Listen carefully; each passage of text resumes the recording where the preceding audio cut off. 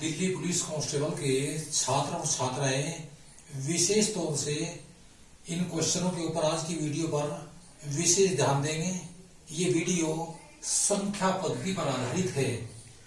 ज्यादा कुछ हार्ड नहीं आता है मैथमेटिक्स में। पुलिस के कंपटीशन के लिए जो कांस्टेबल अर्थात सिपाही पद के लिए जो विद्यार्थी अप्लाई कर रहे हैं, इसमें इतना कुछ हार्ड नहीं है।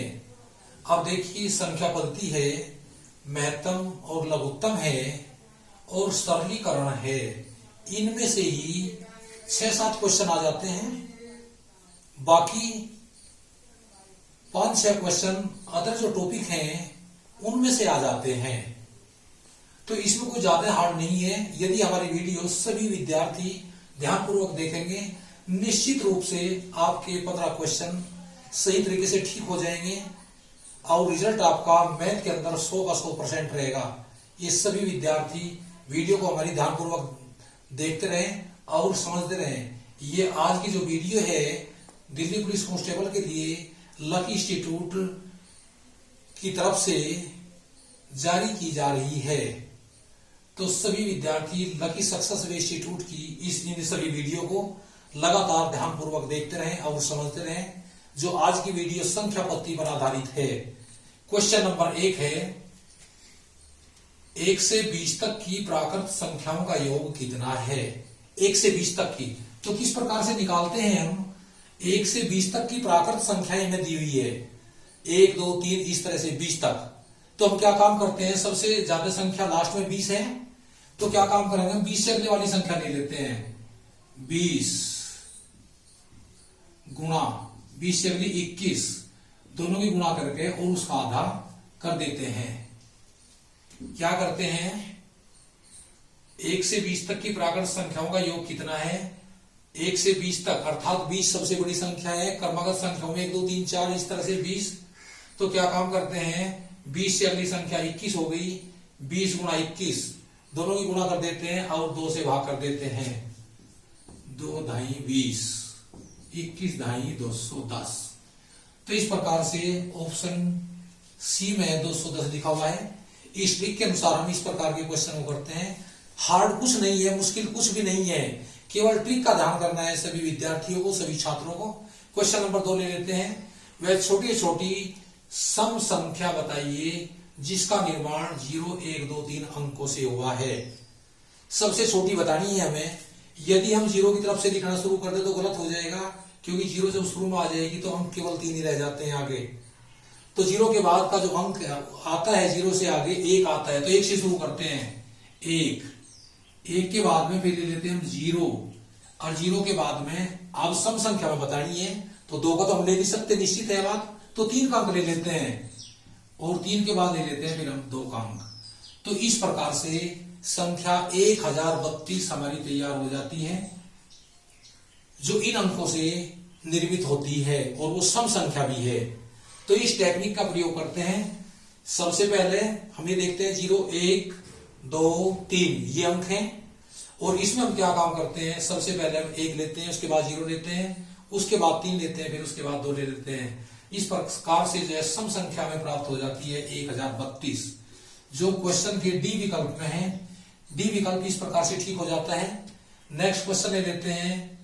नेक्स्ट क्वेश्चन आगा 4318 में किस संख्या से भाग दे कि भागफल 17 हो जाए। तो इस प्रकार के क्वेश्चन में जो भागफल होता है उसी से डायरेक्ट उस संख्या को भाग दे देते हैं।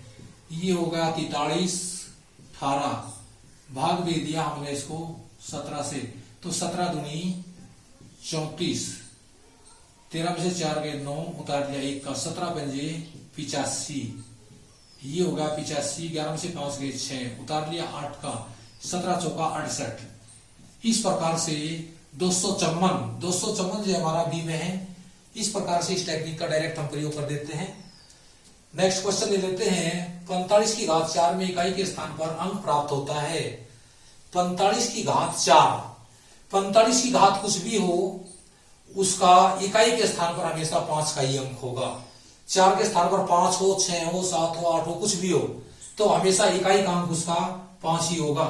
तो ये 5 बी में है, इस प्रकार से ये ठीक हो जाएगा। नेक्स्ट क्वेश्चन, क्वेश्चन नंबर 5, 10,000.256 की घात 0 का मान कितना है। देखिए ये बात ध्यान रखने की, ये टेक्निक है भी एक प्रकार की। कोष्ठ के अंदर कोई भी संख्या है या किसी भी संख्या की घात 0 है, हमेशा उसका मान 1 के बराबर होता है। तो इसका मान न तो 0 हो सकता, न -1, न अनंत हो सकता, तो इसका मान हमेशा 1 होता है। तो बी ठीक है ऑप्शन। तो इस प्रकार से इसका आंसर 1 हो जाएगा। नेक्स्ट क्वेश्चन नंबर 6 आ जाता है, वह रूट संख्या बताइए जो सम और अभाज्य दोनों ही हो। रूट संख्या का अर्थ होता है विद्यार्थियों जिसको हम अभाज्य संख्या कहते हैं। अधिकतर बच्चों को ये नहीं पता कि रूट संख्या हम किसे कहते हैं, अभाज्य संख्या को हम रूट संख्या कहते हैं।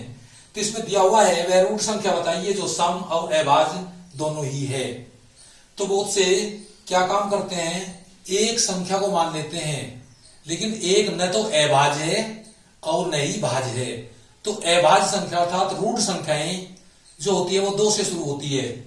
तो 2 एक ऐसी रूट संख्या है जो सम भी है और अभाज्य भी है, दोनों ही है। तो इसका आंसर 2 है। क्वेश्चन नंबर 6 के ए का 2 है। नेक्स्ट क्वेश्चन आ जाता है क्वेश्चन नंबर 7, प्रथम 15 विषम संख्याओं का योग कितना है। जहां पर इस प्रकार का क्वेश्चन आता है 15 विषम संख्याएं अर्थात 17 विषम संख्याएं अर्थात 19 या 13 विषम संख्याएं, तो उनका योग किस प्रकार निकालते हैं। जितनी संख्या होती है प्रथम 15 विषम संख्याएं, 15 दे दिया तो हम क्या काम करते हैं, इसका वर्ग कर देते हैं। 15 का वर्ग बराबर हो गया 225। उस संख्या का वर्ग करने से ही उन संख्याओं का जो विषम संख्याएं हैं उनका योगफल ज्ञात हो जाता है। तो 225 हमारा बी में है। इस प्रकार से इसका बी ऑप्शन ठीक हो जाता है। नेक्स्ट क्वेश्चन ले लेते हैं 8वां, प्रथम 2 अभाज्य संख्याओं का योग कितना है। 3 है, 5 है, 6 है, 8 है। प्रथम 2 अभाज्य संख्या, तो बहुत से विद्यार्थी क्या काम करते हैं, एक तो 1 ले लेते हैं, एक 3 ले लेते हैं, तो उनको जोड़ करके 4 कर देते हैं। लेकिन ऐसा नहीं होता। मैंने अभी बताया था एक न तो भाज्य संख्या है और न ही अभाज्य है। तो इस प्रकार से अभाज्य संख्या 2 से शुरू होती है। 2 के बाद अभाज्य संख्या आती है 3। तो 2 और 3 का योगफल कितना हो गया, 5। तो 5 हमारा बी में है। तो इस प्रकार से इसका बी ऑप्शन ठीक है। तो प्रथम 2 अभाज्य संख्याओं का योग कितना होता है, 5 होता है। नेक्स्ट क्वेश्चन, वह रूट संख्या बताइए जिसके इकाई के स्थान पर 5 हो। तो वे संख्या 105, 15, 35 और 5, इनमें से हमको इनका चुनाव करना है। तो किस प्रकार से करेंगे, 105 में नहीं हो सकती क्योंकि 21 से भी डिवाइड हो जाती है, 3 से भी और 5 से भी। इसी प्रकार 15 भी 3 और 5 से डिवाइड हो जाती है, 35 भी 7 और 5 से डिवाइड हो जाती है। अब आता है डी में 5। 5 ही एक ऐसी रूट संख्या है जिसमें इकाई के स्थान पर 5 ही है। तो ये संख्या हो जाएगी 5। ये रूट संख्या है क्योंकि रूट संख्या वो संख्या होती है जिसका फैक्टर केवल 1 और स्वयं है के अलावा और कोई नहीं होता। नेक्स्ट क्वेश्चन ले लेते हैं क्वेश्चन नंबर 10, निम्न में से पाई और √13 किस प्रकार की संख्या हैं। परिमेय संख्या, अपरिमेय संख्या, परिमेय और अपरिमेय दोनों ही, इनमें से कोई नहीं। पाई और √13 दोनों अपरिमेय संख्या हैं। क्यों, क्योंकि पाई का मान 22/7 होता है, ये √13 है।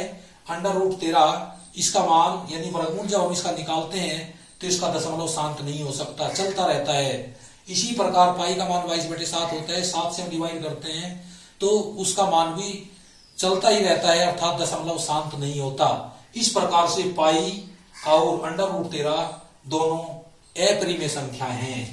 तो इस प्रकार से इसका हल बी में है। तो आज की हमारी वीडियो यदि सभी विद्यार्थियों को पसंद आ रहा है तो वीडियो को सभी विद्यार्थी लाइक कीजिए, अपने दोस्तों के साथ शेयर कीजिए और साथ ही साथ हमारे चैनल को भी सब्सक्राइब करना ना भूलें। साथ ही साथ बेल आइकन घंटी दबाइए। अब हम लगातार लेकर के आते रहेंगे नई नई वीडियो। हमारे सभी विद्यार्थी ध्यानपूर्वक हमारी वीडियो को देखते रहें, निराश होने की आवश्यकता नहीं है। गणित के 15 क्वेश्चन आते हैं दिल्ली पुलिस कांस्टेबल में। हमारी जिम्मेदारी है हर तरह से हम क्वेश्चन भी वीडियो के अंदर रखेंगे जो निश्चित रूप से 100% आपको वहां पर जो है कंपटीशन के अंतर्गत मिलेंगे। सभी विद्यार्थी लगातार वीडियो देखते रहें। जब तक हम लेकर के आते हैं नई वीडियो तब तक सभी विद्यार्थी इसके अकॉर्डिंग अपनी तैयारी करते रहेंगे। अब मिलते हैं हम आपको नई वीडियो के साथ, नई क्वेश्चन की जानकारी के साथ। सभी विद्यार्थियों को इंस्टीट्यूट की तरफ से बहुत बहुत धन्यवाद।